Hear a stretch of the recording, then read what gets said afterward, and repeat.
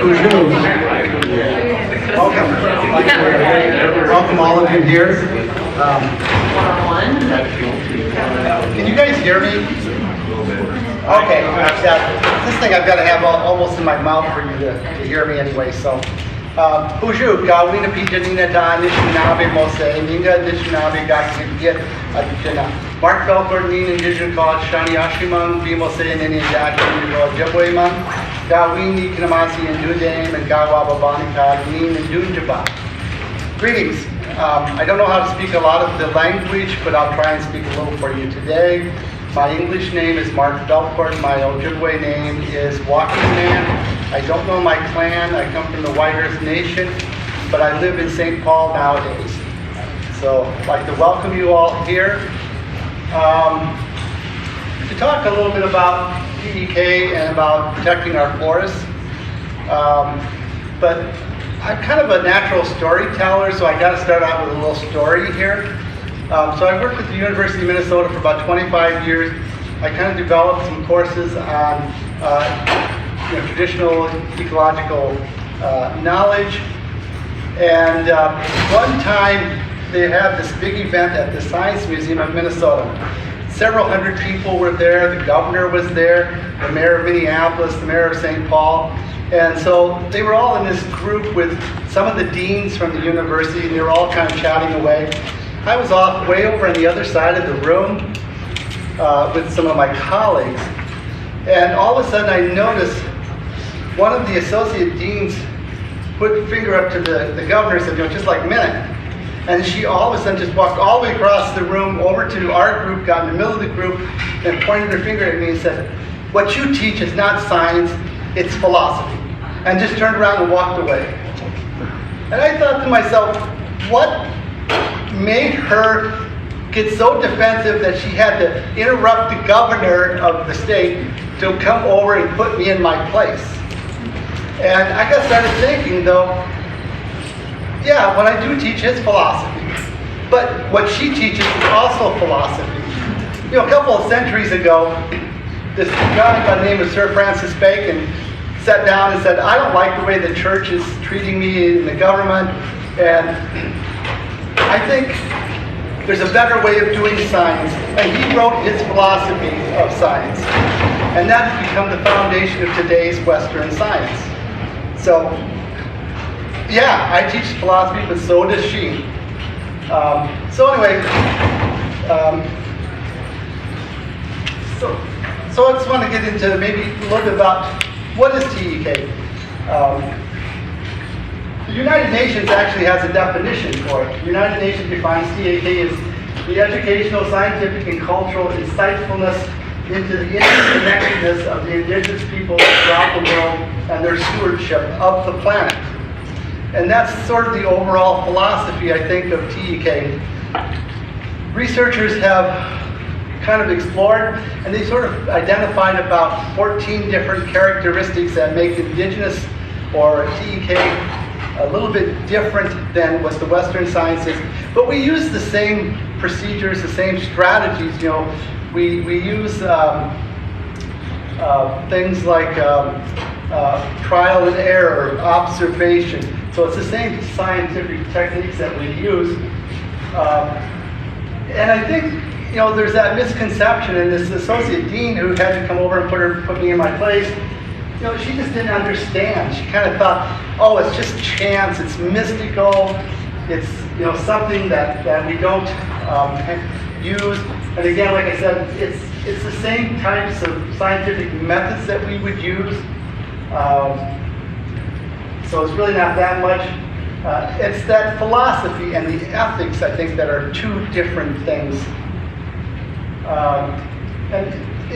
still have to kind of go back to say our ancestors were true mathematicians and scientists. They've always have been, and they always will be. So I wanted to talk a little bit about a couple of the differences. I think one of the most misunderstood ideas is that with T.E.K, with indigenous science, we sort of we believe that spirituality is embedded within all of the elements of the cosmos. In teaching my class on the first day, I'd always ask the students about their spirituality. And undoubtedly, every time they would talk about, I'm Catholic, I'm Christian, I'm Muslim, I'm Jew, they equated that kind of spirituality with religion. And to me, that religion is something different than spirituality. Religion is kind of a group that shares some common rules and procedures and ceremonies to say, this is how you live a good life. And I would kind of argue that spirituality is more about the individual. It's like, how do you live your life? That's your spirituality. That's how you perceive the world around you. So I think that's kind of an important difference. Any comments or anything from what you guys would agree, disagree? I just like when I pray, I go to church, and I serve there. But when I go to sweat is when I'm releasing all of my innards out and to the same higher power, but in a different manner. I'm not just repeating words. I'm letting my feelings, my emotions, and all of that go. And so therefore, there's my spiritual church and there's my religion. Right. I had one elder once tell me that she practices both so that, just in case.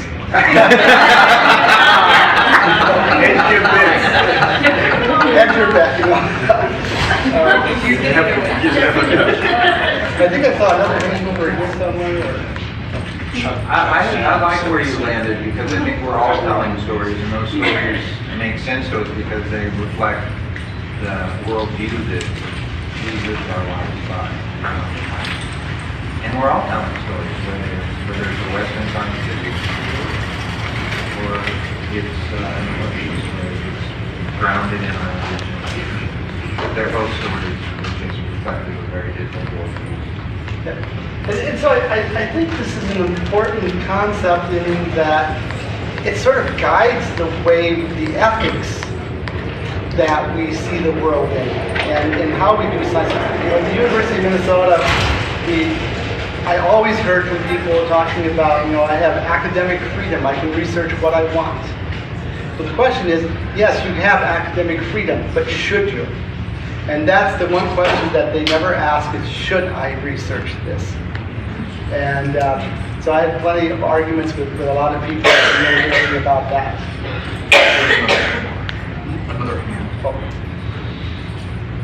I was just going to say that I think a lot of people get religion and spirituality confused because when our indigenous people were always told that we weren't religious. And so religion was forced upon us thinking that religion is the only thing, that there wasn't a spirituality behind it.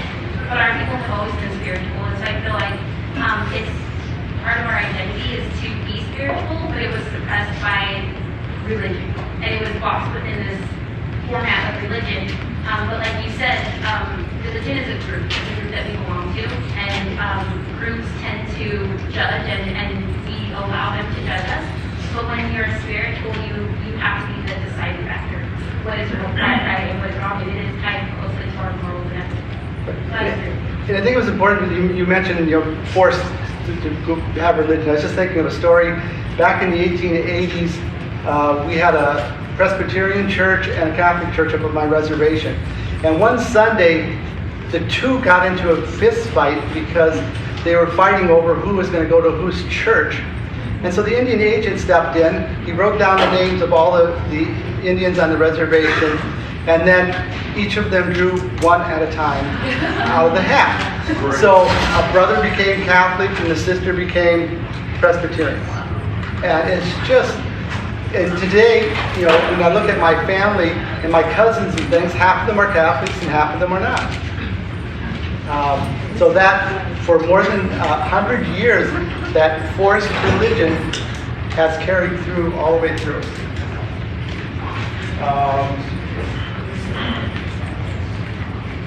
this is another one of those kind of characteristics. Humans have the responsibility for maintaining a harmonious relationship with the natural world. Earlier, when we were talking about the spirituality, I said that that sort of guides our ethics. And this is one of the things I think that's really kind of important for us, is that that indigenous people, we sort of have that respect for the that spirituality is embedded, in everything that we do. I kind of think, our elders teach us, things like when we go and harvest plants or animals or anything like that, or go hunting, gathering, that, we aren't greedy. We only take what we need. We only take, for example, a plant. You can't pick a plant unless there's at least 3 of them. Things like that. And we also honor things. We do, we give offerings. And again, so I go back to my storytelling. I was down in New Zealand, and they were doing some restoration of a stream that had kind of turned into a bog, and they finally got the water running, so it's becoming a stream and a river again. And so they were talking about that, and so I went to put some tobacco in the water to do an offering. And this old Maori woman, she yelled at me, "What the hell are you doing? Don't put that dirty tobacco in our water." And I said, "Oh, I'm sorry. I assume in your custom that you guys have a way of doing an offering. This is one of our ways that we offer tobacco." And I said, "So what do you do for an offering?" She said, "Well, we urinate in it." No dirty tobacco, but pee in it. That's fine. But so anyway, I think that this again is something that makes it kind of different from what Western science is. That kind of being able to, not to plunder the resources. Thinking in Minnesota, northern Minnesota, up in Boundary Canoe Waters area, is one of the richest deposits of nickel. And with phones, cell phones and everything, nickel is really getting hard to come by. And they estimate that it's probably the richest deposit of nickel in the world. They're thinking probably somewhere in the neighborhood of about $450 billion worth of nickel in that land. So far, they've been able to block the mining. But at some point, government's going to take over and they're going to go in and they're going to dig that out. Just hope that we can probably prevent them from doing that. But, money talks. And Western people, it's going to be plundered. They're going to plunder that land, I think, at some point. Any comments?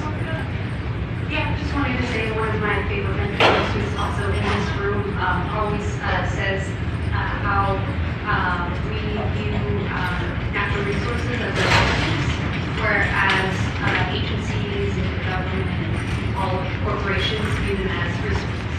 So I really like that as a perception of how we are connected to the natural world. Right. Any other comments? So, how do we go about stopping that? And I don't know, right, about blowing up the mining again, and it's going to take away a salmon spawning ground, and it's going to be a third one that they're closing. It's ridiculous.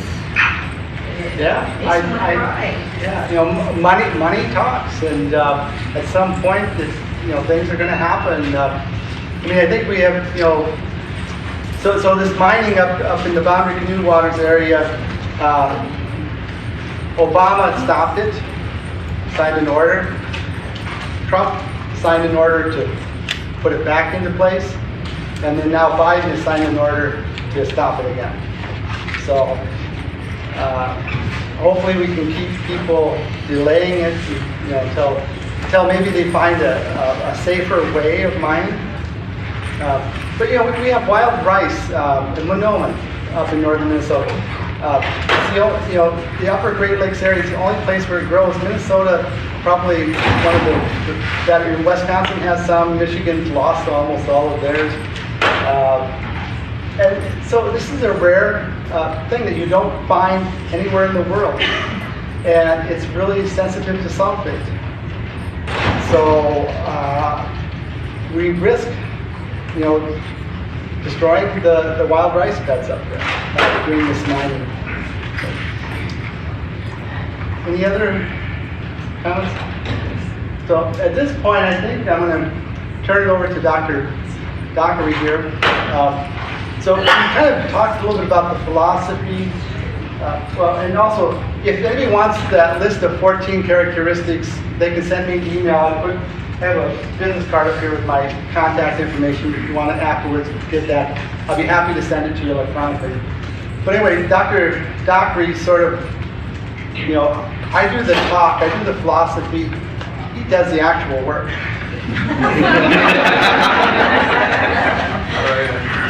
English Mark, Bonjour de Waewaenen, Qualman Indigenous. Hello everybody, I'm Maec Dockry. Yeah, thanks. This is great. Now I don't even want to show any of my slides. Well, some of them, I have good pictures, but it's got me thinking about a whole bunch of different things right now, this discussion. And also one of the things like we're at church here, we've got some front seats if you all want to come and sit down. There's definitely seats here. Feel free to come up to the front. Thank you. So my son was supposed to be here, but apparently for a high school senior, homecoming is more important than coming to California to be with the AISES family. So he's here in spirit. I tried to get him to record something, but he was having none of that. You wonder, he's probably produced hundreds of hours of videos between him and his friends, but to do something like talk about your feelings and work that he's doing with gardening and indigenous foods, that was a little bit too much, but there he is. We'll bring him here this way.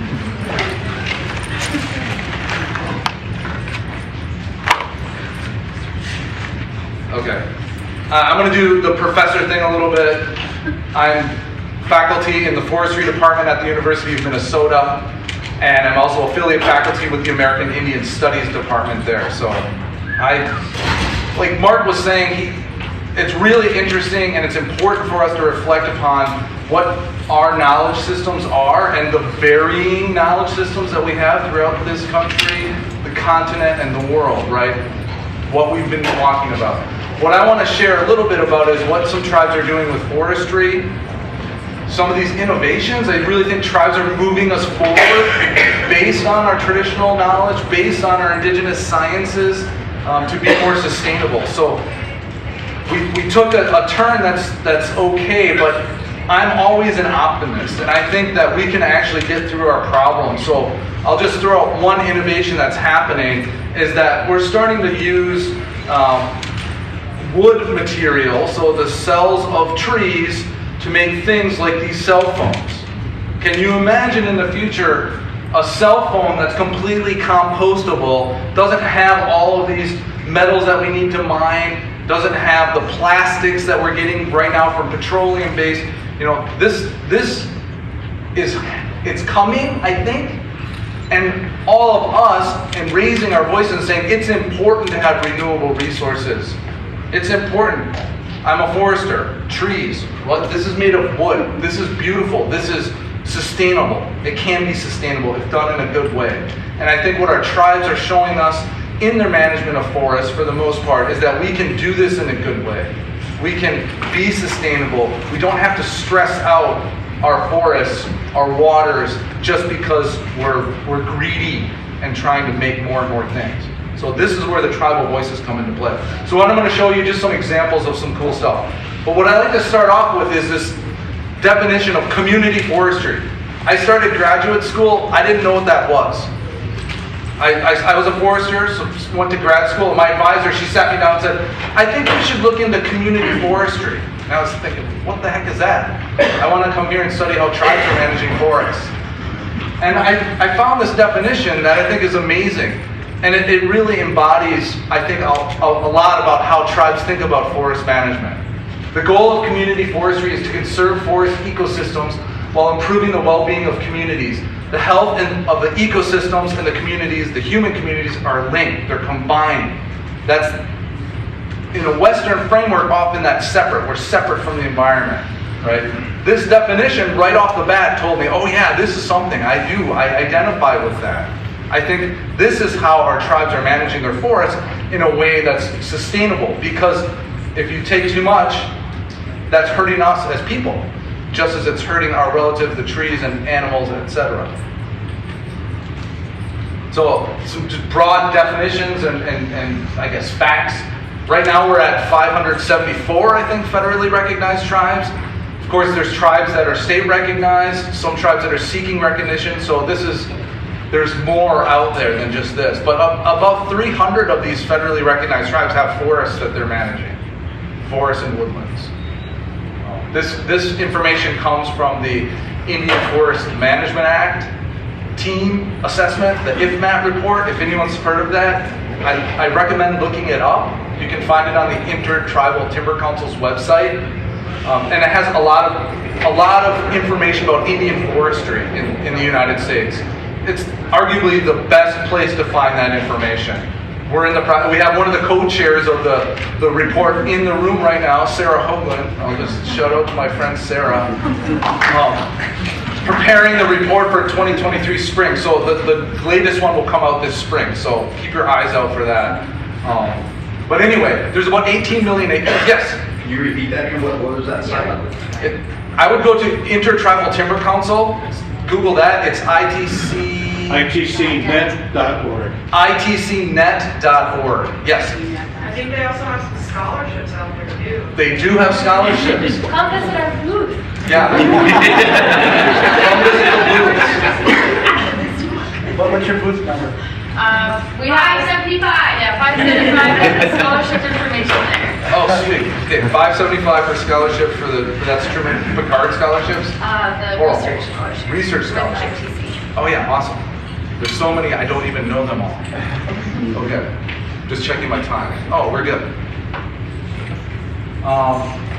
Of course these lands, well, one of the things I say too is that all of these lands were indigenous lands. All of these lands are indigenous lands. 18 million acres is reservation trust land, essentially, right?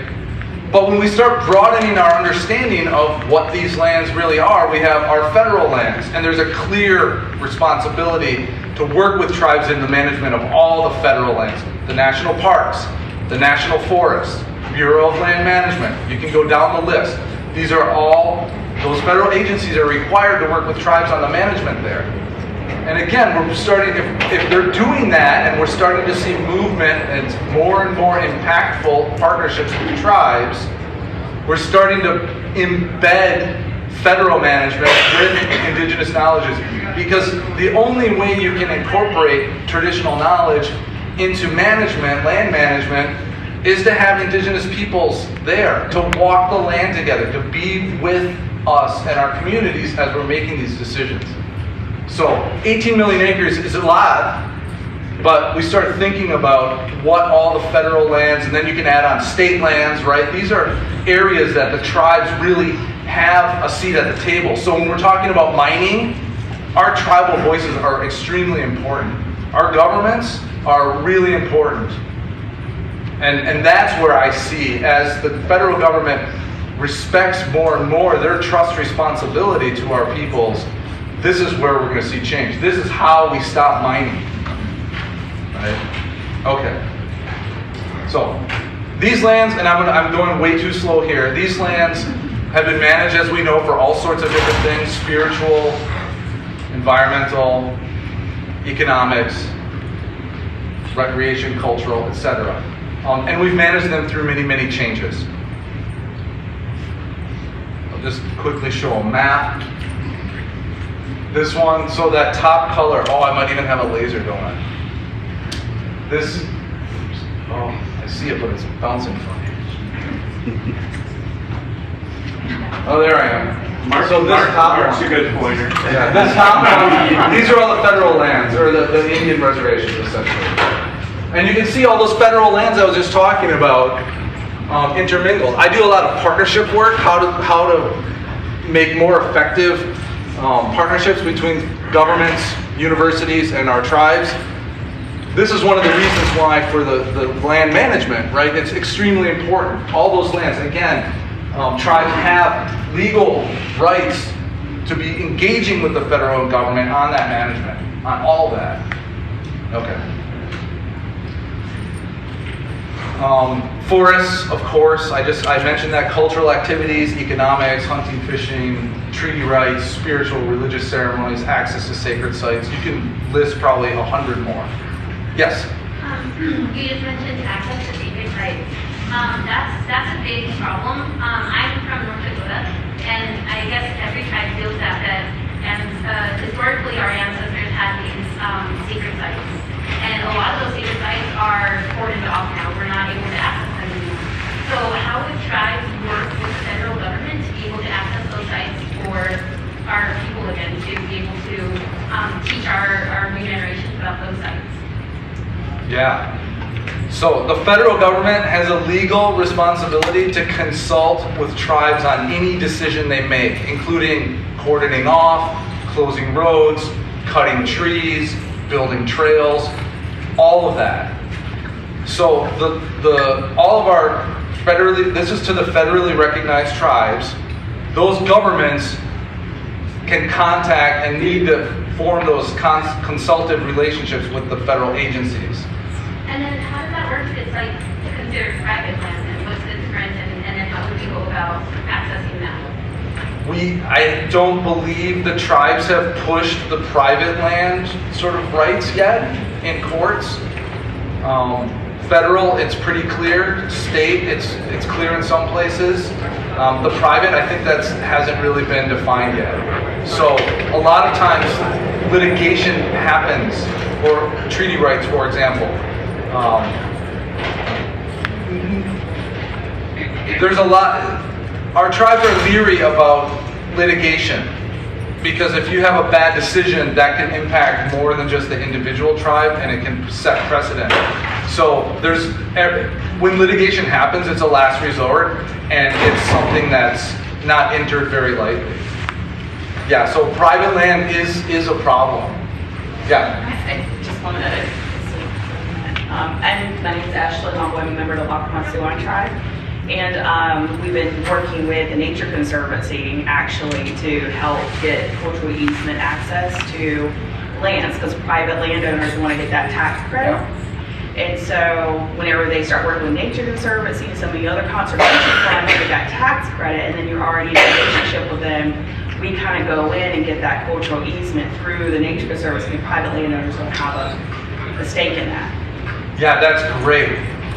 So working with the land trust is one way that the private land access can happen. And I know too, those land trusts have been bridging lands too. So I was just at Cal Poly Humboldt a couple weeks ago, and the Wiat tribe had purchased some land, and where the transaction happened where a local land trust, like the Nature Conservancy, but a local one, bought this land essentially for the tribe, and then the tribe bought it from the nature bank or from that land trust. So they actually physically getting that land returned, because those land trusts have capital that they can just use at that moment.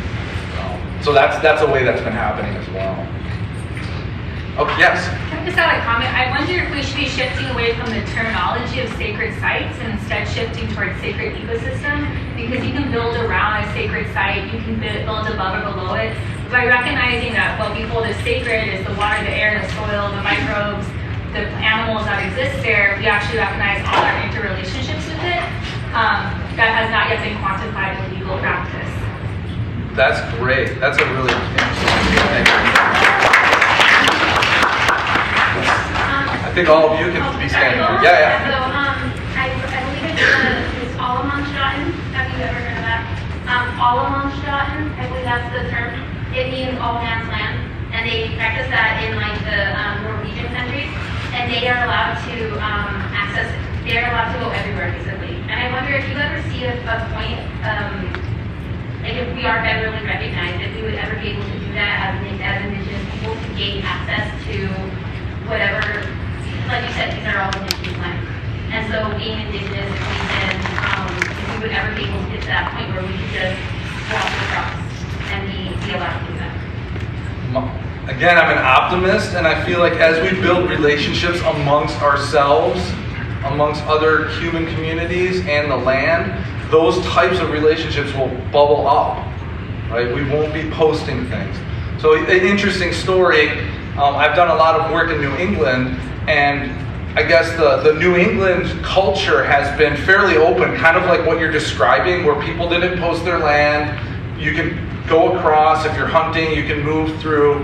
But as city people have been buying property there over the past couple decades, that culture of sort of open land where everyone can access, including tribes, has changed. So now there's posting signs up, and it's really causing some cultural tensions there in New England around that access issue. Yeah. Well, I know like on our tribal land, we're checkerboarded, so Yeah. even Nez Perce tribe, this is Nez Perce tribal land, you can't you can't harvest wood, you can't hunt, that's for the white people. Now in our treaty rights, it says usual and accustomed. So when we're going on the private land, in our minds, we're supposed to just ask, but that's usual and accustomed. So there's a lot of things that go on with your treaties that are a big impact on what's happening today, because even as we go over to Montana to hunt buffalo, it's usual and custom, and that was written in our treaty. Therefore, even though our land is checkered, we still just simply need to ask, can we be on your land? But, and it is a difficult thing because people don't like to intermix like that. So fences really are borders. Yes. I think that's a lot of the attitude is, what's mine is mine, what's yours is yours. And we've got to kind of get away from that idea. Okay, I'm going to move a little bit to some of the examples. And I had the privilege to spend time with the Menominee people. I lived and worked at the College of Menominee Nation for 8 or 9 years. And I'm from Green Bay, so this is Menominee territory as well. Here's something I want all of you to walk home from. Have you heard of Menominee? I know there's some CMN folks here. Menominee Forest Management? Yeah. Okay, so when I used to work for the Forest Service, and when the Forest Service tells the story of sustainable forestry, it's not centered around Menominee and Wisconsin. They probably talk about North Carolina and forestry schools being set up out east, but really, aside from our traditional management, our indigenous land management, when I talk about forestry, I'm talking about cutting trees and milling timber into lumber. This is a map that the Menominee tribe made showing their traditional territories. You can see, I'm going to try to use this again, just to orient everyone. This is Lake Michigan, this is the Bay of Green Bay, Lake Winnebago, the Fox River goes here. So this is Menominee territory. Right now, this is where Green Bay is.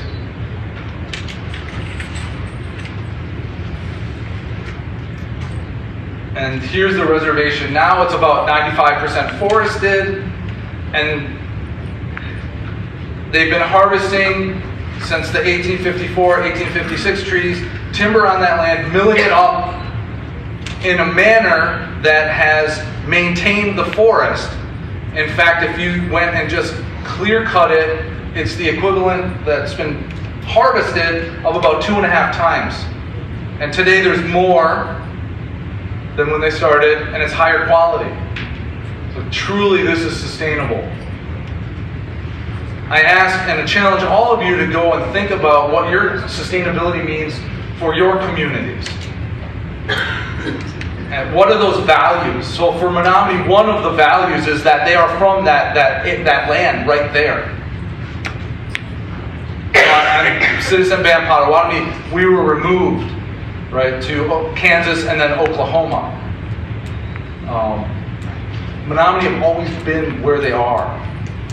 Even our Ojibwe, Odawa, Potawatomi origin stories have us migrating from the eastern seaboard. Right, we came into this land. Menominee have always been there. That is a key value that helps them manage that forest sustainably. And this is taken from a fire tower on the reservation now. And you can see, as far as you can see, it's forested. I put this in here just as a shout out to the College of Menominee Nation, and to start to talk about these innovations that tribes are making. This is a theoretical model of sustainability that the College of Menominee Nation develops to explain how they've been able to manage their forests sustainably. And I'm not going to go in and explain it. It's essentially, instead of like a three-legged stool, like you might hear, environment, economy, sociology. I'm not sure. I forget the third stool. They're people. Yeah, this one includes 6 elements. People are a part of all of it. And again, it's an innovation that tribes are building on their traditional values to understand the world and to move us forward sustainably. Sarah and I had the real privilege to edit a special issue of the Journal of Forestry, and there are 36 or 34 articles in this journal. You can go look it up. All about Indian forestry and the amazing innovations that are happening. Why do we do this? Because the federal government on many occasions says, how are the tribes managing their forests so well? What can we learn from that so that we manage all of our federal lands like this? Right? The Menominee abuts one of the national forests, like a lot of reservations do. And the question is, well, why is the national forest so different than the Menominee reservation? This is a whole bunch of those examples. I'll just bring up a few here. So, and Sarah, I think these might even be some of your pictures here. But our tribes, and I think this is White Mountain Apache, if I recall correctly. Our tribes are taking our indigenous fire knowledge and using it on tribal lands, but also on helping with the federal lands. So this using traditional fire use is a way that we keep our forests healthy. We can mitigate the climate change and the larger sort of wildfires that are very destructive. Mark had a picture, or part of that was about balance. I think we understand as people that balance doesn't mean everything stays the same all the time. Right? Ecology, there are disturbance events. We have tornadoes, we have windstorms, we have fires. And so it doesn't mean that everything is no touch. We're not a part of that ecosystem. So these fire use and practices that tribes are using today are seen from the broader fire community as ways to make our forests more healthy. Here's a Menominee shot from a fire there on the reservation, restoring a pine barrens. That's pretty cool. Again, our tribes are leading the way. Yes? So in this example, they're doing like preemptive control burning to help prevent those bigger fires from decimating the forest. Yeah, what has happened in the fire realm is that because we've done fire suppression as a nation, Smokey the Bear, right? The forests have grown up, and so now there's an abundance of fuel. If you're at this site right here that you're looking at, you can even see sand. Very sandy. That you couldn't see 2 feet into that forest when they started this project. And if that had a fire come through, it would have burned all the way up into those pines and basically set the ecosystem back to a state of, essentially sand, right? And so they are preemptive, but there's also, it's a maintenance thing as well. So like once this happens, then they go back periodically. But this took a lot of cutting, physical like removal of materials to get to this state. One of our other colleagues, Frank Lake, I was with him when I was at Humboldt a couple weeks ago, and he was really talking about this idea of indigenous fire use versus prescribed fire. So what you're seeing here, and what you saw in this one too, is more prescribed fire, not necessarily indigenous fire. And the analogy I have, because I don't understand our fire management as well as a lot of others, but the wild rice that Mark brought up is something that I think about. For tribes in Minnesota, in the region, have rice chiefs.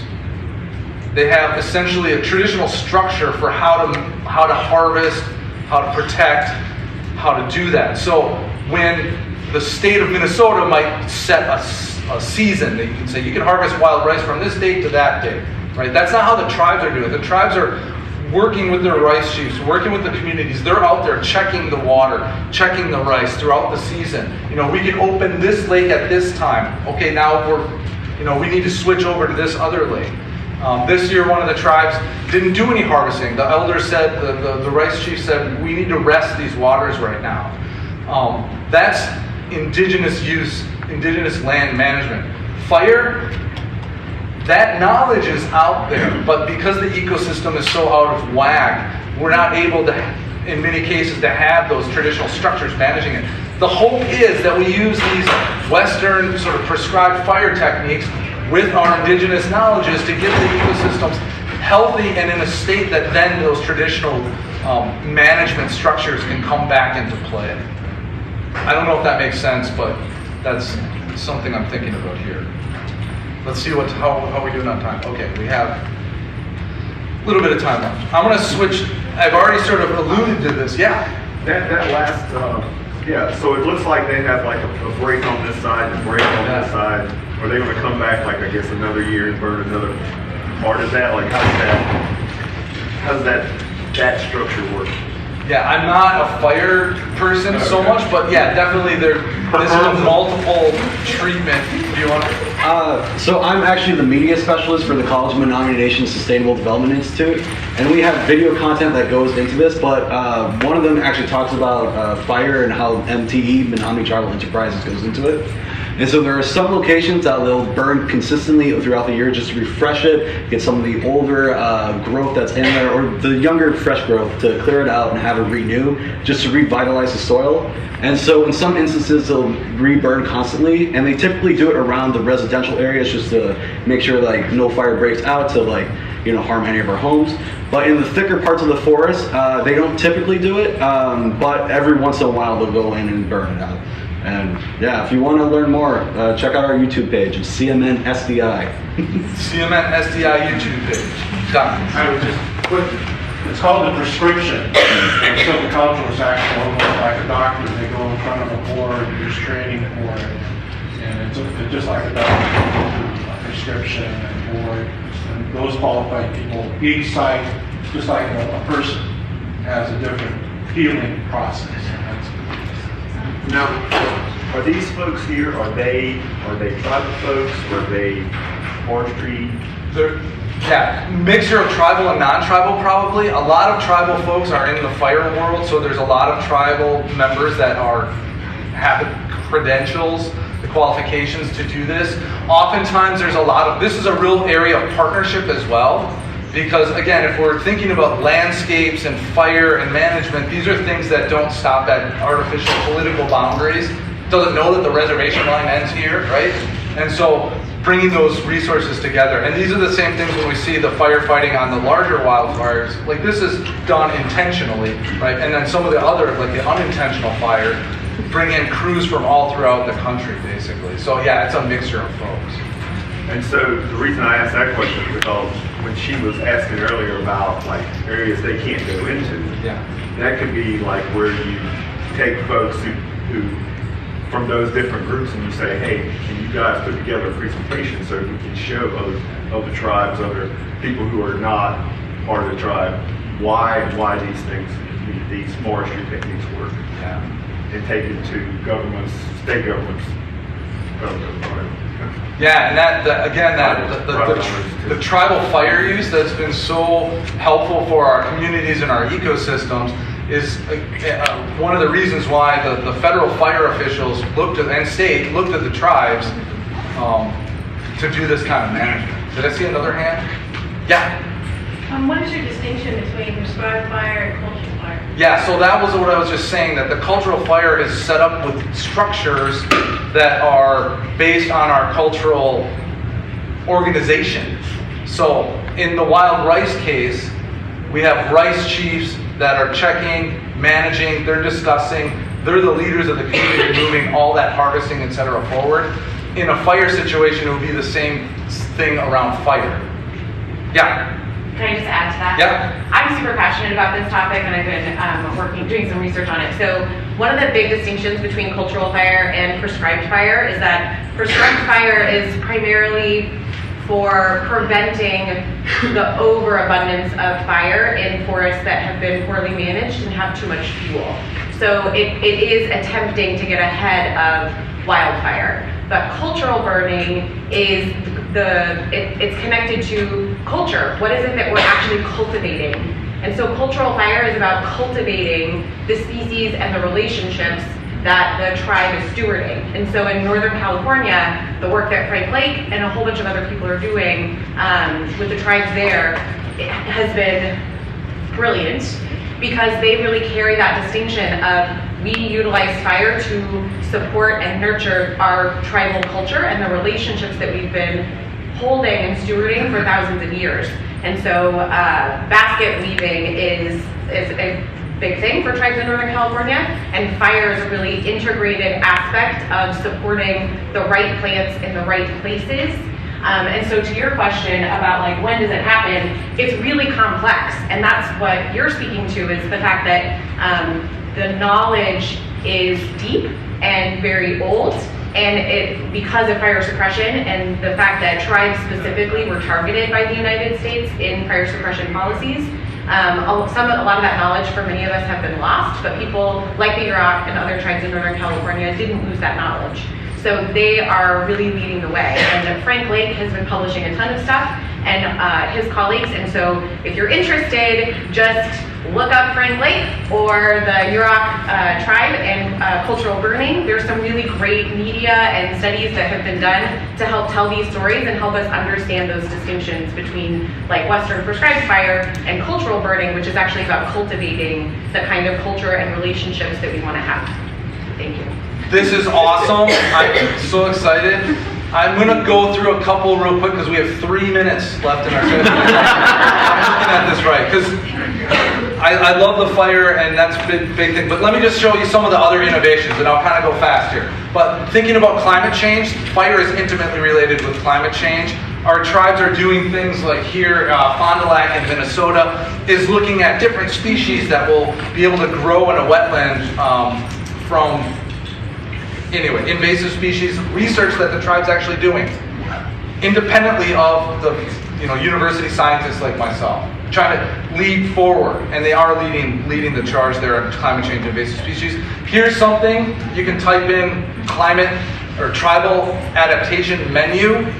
This is a whole new way to think about climate change adaptation, and it's tribally driven. One of the small innovations that I think is more important than maybe others do, but when you look at a list of authors for this publication, it's written in a circle, right?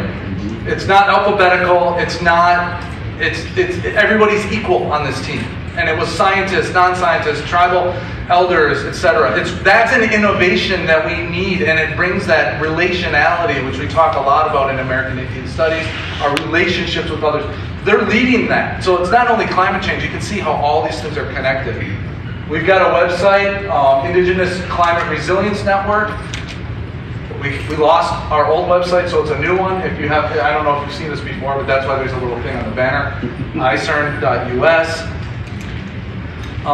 Tribes are helping us understand invasive species. I even use the word because I'm in natural resources. We say it all the time. Tribes are helping us think, what does this actually mean? Right? This is colonial terminology. These are other relatives. They have something to teach us. When our elders tell us about these beings that are here now, and we brought them here through our, I would say, broken relationships with each other, right? Anyway, so they're helping us with, I have 1 minute. And that, like what I do is partnerships and collaboration. I have a big wild rice partnership. Again, tribal, non-tribal, Nature Conservancy is involved in that, and our university professors. But helping us learn how to be good relatives. That's the basis of these partnerships. And I'll end with this, that I'll just put another picture on so you can see other wild rice pictures. The innovations are integrated, just like our understandings of the world, right? Partnerships that support sustainable natural resource management is part and parcel with how tribes think about the land, each other, ourselves, and this idea of traditional ecological knowledge as an integrated thing that includes all of our hearts and our minds.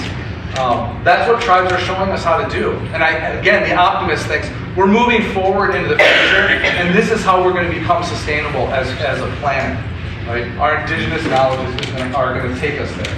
Can you go back to the previous slide?